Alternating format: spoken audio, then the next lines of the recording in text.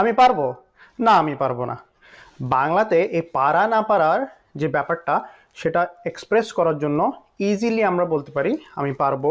এবং পারবোর সাথে যদি লাস্টে আমরা নেগেটিভ ওয়ার্ডটি যোগ করে দেই, না পারবো না, তাহলে আমরা অবভিয়াসলি বুঝে যাই যে আপনি পারবেন কি পারবেন না। তো ইংরেজিতে কিভাবে বলে এটা? ইংরেজিতে অবভিয়াসলি আমরা সবাই জানি ক্যান এবং ক্যান নট। তো এটা নিয়ে আজকে কথা বলবো। আপনি বলতে পারেন এটা তো আমরা সবাই জানি, ছোটকাল থেকে আমরা শিখে আসছি, এটা নিয়ে আবার এত কথা বলার কি আছে? কথা বলার আসলে অনেক কিছু আছে। আপনি যদি ফ্রিল্যান্সার হয়ে থাকেন অথবা বর্তমানে কোনো ফরেনারদের সাথে কাজ করেন যারা ইংলিশ স্পিকিং ব্যাকগ্রাউন্ড থেকে, ধরুন ইউএস অথবা ইউকে অথবা অস্ট্রেলিয়া এ ধরনের কান্ট্রি থেকে, অথবা ফিউচারে আপনার এমন কোনো অপরচুনিটি আসতে পারে যেখানে আপনি এরকম ইংলিশ স্পিকিং ব্যাকগ্রাউন্ডের পিপলদের সাথে আপনার কাজ করতে হয়, তখন আপনার প্রয়োজন এই ক্যান এবং ক্যান নট এটা কিভাবে আলাদা করা যায় সেটা আপনার জানা বোঝা এবং বলতে পারাটা it will be very essential for you. এই ভিডিওটির যদি শেষ পর্যন্ত আপনি দেখেন তাহলে আমি আপনাকে ক্লিয়ারলি বুঝিয়ে দিব কিভাবে এই দুটো সাউন্ড আপনি আলাদা করতে পারেন।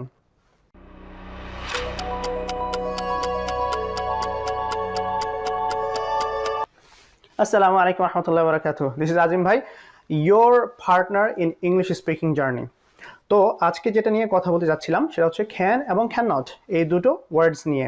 তো অবভিয়াসলি এভাবে যদি কেউ বলে তাহলে তো আমরা সহজেই বুঝবো কোনটা ক্যান এবং ক্যান নট।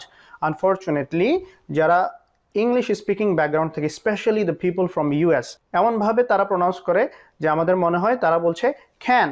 তারা ক্যান বললেও মনে হয় পারবে, আবার ক্যানট যখন বলে তারা এমনভাবে প্রোনাউন্স করে মনে হয় যে ক্যান। সো কীভাবে আপনি এটা আলাদা করবেন? ধরুন আমি আপনাকে এক্সাম্পল দিচ্ছি। আমি প্রথমে বলতে পারি yes we can, yes we can, এটা হচ্ছে যে ইয়েস আমরা পারবো। নো উই ক্যান, এটা হচ্ছে যে না আমরা পারবো না। সো অবভিয়াসলি ইয়েস এবং নো প্রথমে দেওয়া আছে, আপনি বুঝে যাবেন। বাট ক্যান ক্যান এই দুটো কিন্তু প্রথমটাতে আমি বলছি আমি পারবো, দ্বিতীয়টাতে আমি বলছি আমি পারবো না।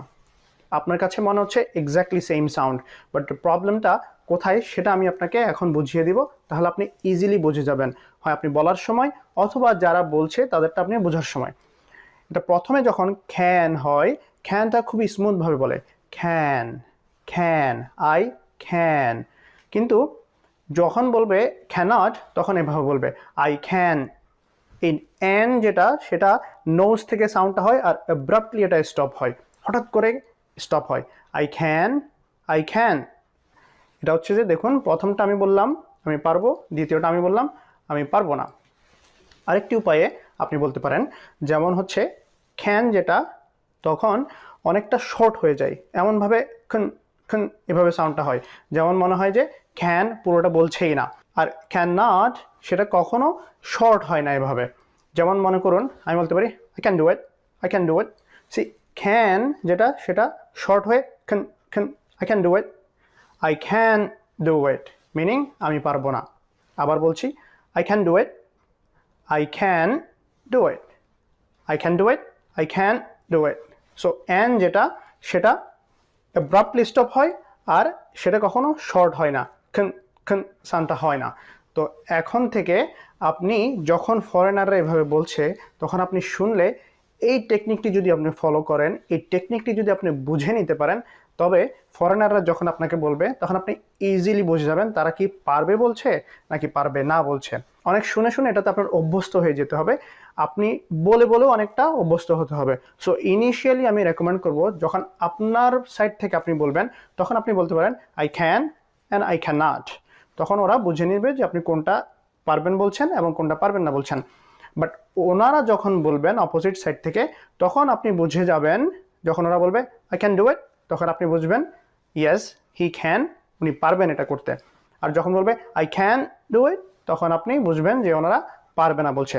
So again the specially people from US background, UK background and other English speaking country background, most of the time ওরা এভাবেই কথা বলে।